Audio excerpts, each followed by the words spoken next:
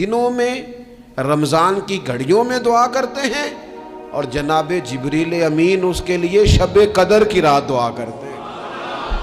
حضرت جبریل شب قدر میں دعا کریں گے، خاص رات، یا اللہ اس بندے پر فضل فرما، اس نے تو غریب آدمی کو افطار کرا۔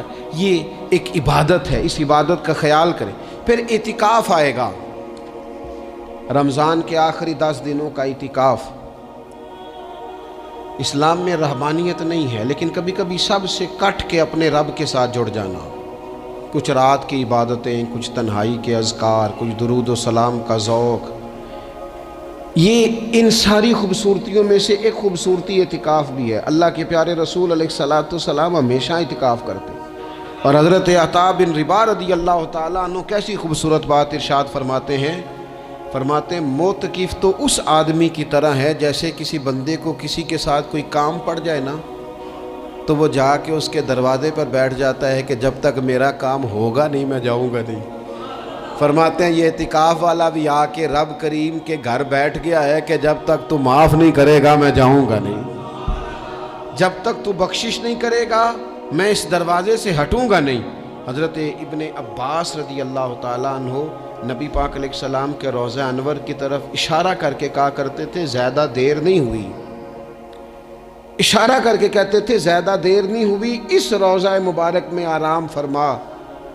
رسول رحمت علیہ السلام سے میں نے اپنے کانوں سے سنا ہے، اور جب یہ بات ارشاد فرماتے تھے تو روتے بھی تھے۔ فرماتے ہیں میں نے خود نبی پاک علیہ الصلوۃ والسلام سے سنا ہے کہ جو شخص اللہ تعالیٰ کی رضا کے لیے ایک دن کا بھی اعتکاف کرے گا نا، اللہ تبارک و تعالیٰ اس کے اور جہنم کے درمیان 3 خندقوں کی آڑ بنا دے گا، اور فرمایا ان کی مسافت زمین و آسمان سے بھی زیادہ ہوگی۔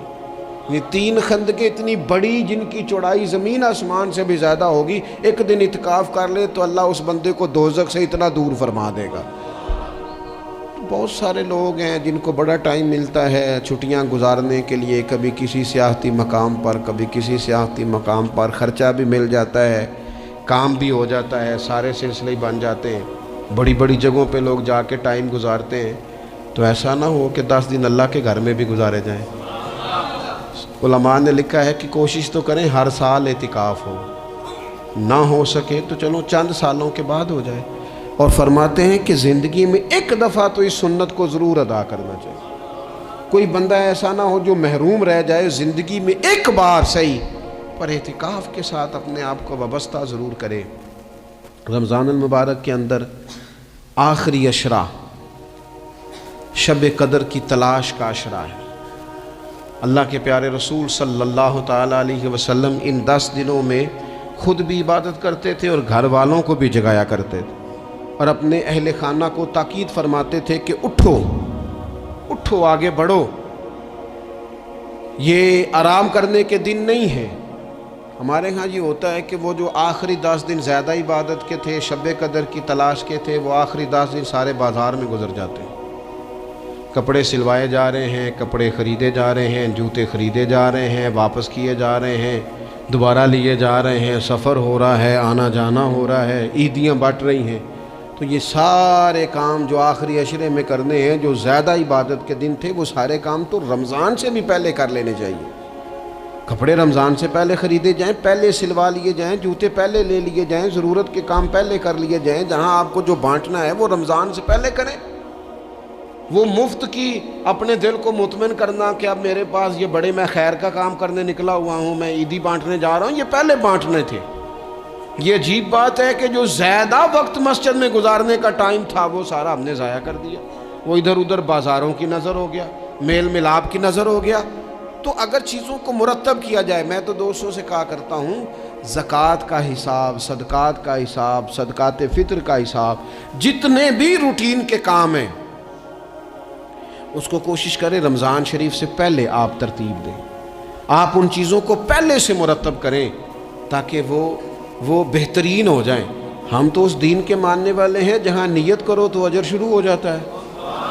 آپ رمضان کی نیت سے جو آج خرچ کریں گے اس کو اللہ تعالیٰ رمضان کے ثواب کے برابر ہی اجر عطا فرمائے گا۔ لیکن وہ ہم نا کچھ لوگ بڑا ایک صاحب مجھ سے کہنے لگے جی میں نے سنا ہے صدقہ فطر آخری عشرے میں ہی دینا چاہیے۔ میں نے کہا آپ کا پروگرام تب دینے کا، اسی لیے آپ نے یہ گاڑا کر کے سن لیا، ذرا اس کو آپ نے زیادہ غور سے سن لیا ہے۔ آپ جب ضرورت محسوس کریں، جب آپ سمجھیں کہ کسی کو ضرورت ہے، ضرورت کے وقت کوئی چیز کام نہ آئی تو پھر کب جا کے کام آئے۔ تو میری آپ سے یہ اپیل رہے گی کہ پہلے سے چیزوں کو مرتب کریں، معاملات کو پہلے سے طے کریں۔ وہ لوگ بڑے اچھے ہوتے ہیں جو وقت پر منصوبہ بندی کرتے ہیں، جو چیزوں کو ٹائم پہ مرتب کرتے ہیں۔ وہ ٹائم جو ہمارا بالکل اللہ کی بارگاہ میں حاضری کا ہے، عبادات کا ہے، اگر وہ سارا گاڑیوں کی نظر ہو جائے گا، اسفار کی نظر ہو جائے گا تو ہم نے حاصل کیا کیا۔ ایک بات آخر میں بڑے درد کے ساتھ آپ کی خدمت میں عرض کرنی ہے، ہر سال کہتا ہوں، اس سال بھی کہوں گا، ذاتی اخراجات کو کچھ کم کیا جائے۔ ذاتی اخراجات نہ کچھ لوگوں کے بہت زیادہ ہیں، ان کے اپنے لباس کے، کپڑوں کے، اور وہ اخراج میں نے پچھلے جمعے بھی کہا تھا، اسلام ذبائش کی اجازت دیتا ہے، نمائش کی اجازت نہیں دیتا۔ نمائش والے کام اگر تھوڑے چھوڑ دیے جائیں کچھ بھی نہیں ہوتا۔ میں تو شاید اگر میں سینکڑوں کہہ دوں تو غلط نہیں ہوگا، لیکن بیسیوں تو لوگ ایسے ضرور ہوں گے کہ جو عید ساری سو کے گزارتے ہیں، سارا دن سوئے رہتے ہیں، پتہ نہیں وہ اتنے مہنگے مہنگے کپڑے کس لیے خریدتے ہیں۔ عید کی نماز پڑھی، سو گئے، اور بھئی آپ کا فون بند تھا جی، میں سو رہا تھا جی، تو بھئی وہ جو آپ نے 1.5 مہینہ درزی کے پاس آنا جانا لگایا، وہ کس مقصد کا؟ رات کوئی پہننا تو کوئی پرانا جوڑا پہن لیتے۔ ایسی مصیبت کیا بنی ہوئی تھی؟ اتنے مہنگے کپڑے خریدے، اتنا مہنگا جوتا لیا، اور دن سارا سو کے گزار دیا۔ ذاتی اخراجات کم کریں۔ پتہ کیا ہے، فرق بہت بڑھتا جا رہا ہے، بہت بڑھتا جا رہا ہے۔ یعنی ایک جگہ پہ چیزیں پڑی ہیں، خراب ہو گئی ہیں، کھانے کا ٹائم نہیں، پہننے کا ٹائم نہیں، اور ایک جگہ وہ ہے کہ جہاں لوگ دوائی کو ترس رہے ہیں۔